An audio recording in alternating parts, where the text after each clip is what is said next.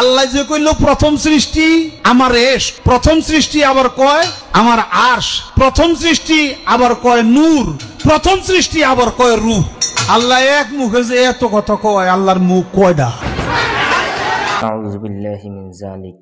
এই জালেম কি বলছে শুনছেন যে আল্লাহ রাব্বুল আলামিন নাকি এক মুখে কতগুলি কথা বলেছেন।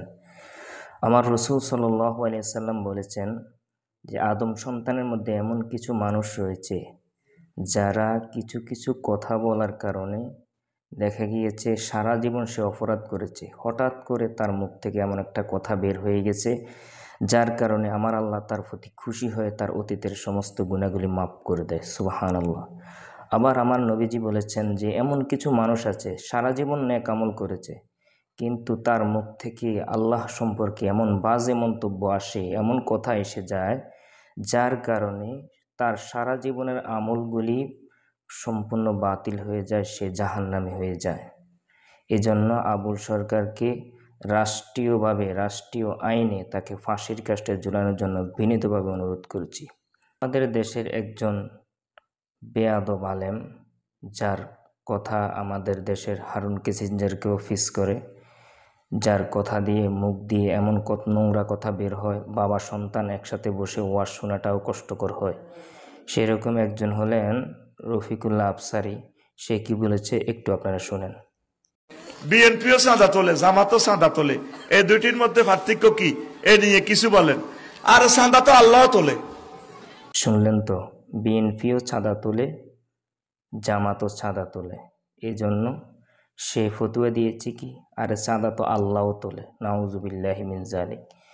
সে বলতে চেয়েছেন যে যাকাতটা নাকি চাঁদা, অথচ আল্লাহর পাক রব্বুল আলামিন যাকাতকে চাঁদা বানায় নাই। চাঁদা মানে কি, কেউ স্বইচ্ছায় দেওয়া অথবা তার কাছ থেকে জোর করে আদায় করা, এটাকে বলা হয় চাঁদা। অথচ যাকাতটা হলো ধনীদের সম্পদের মধ্যে গরিবের অধিকার। আল্লাহ সুবহানাহু ওয়া তাআলা বলেন ওফি আমওয়ালিহিম হাক্কুল লিসাইলি ওয়াল মাহরুম, যে ধনীদের সম্পদের মধ্যে মাহরুম অর্থাৎ গরিবদের অধিকার রয়েছে। তাহলে অধিকার যদি কেউ কাউকে দেয়, এটা কি চাঁদা হয়? আর যাকাত শব্দের অর্থ হলো আন-নুমুউন, অর্থাৎ বৃদ্ধি পাওয়া, আর তহারাতুন, পবিত্র হওয়া, এরকম আরও অনেকগুলি অর্থ রয়েছে। কিন্তু এমন কোনো কিতাব নাই, এমন কোনো এই কিতাবের মধ্যে পাওয়া যাবে না যে যাকাত শব্দের অর্থ চাঁদা। এই বেয়াদব যে আল্লাহর নামে এত কুরুচিপূর্ণ কথা বলেছে, তার জন্য আমরা রাষ্ট্রীয়ভাবে বিচার চাই এবং তাকেও বিচারের আওতায় আনতে হবে। এই বেয়াদবকে ওয়াজের মাঠে নেওয়া যাবে না, তার বিরুদ্ধে অবশ্যই মামলা করতে হবে, তাকে কাঠগড়ার মধ্যে দাঁড় করতে হবে। যাই হোক, এইরকম যারা আল্লাহ এবং রসুলের বিরুদ্ধে কথা বলবে, যেই কোনো মুহূর্তে আমরা তাদের বিরুদ্ধে কথা বলতে বাধ্য হব। অবশ্যই যদি ভালো লাগে আমার এই আলোচনাটি আপনারা শেয়ার করবেন এবং পেজটি ফলো দিয়ে সঙ্গে থাকবেন। আসসালামু আলাইকুম ওয়া রাহমাতুল্লাহি ওয়া বারাকাতুহু।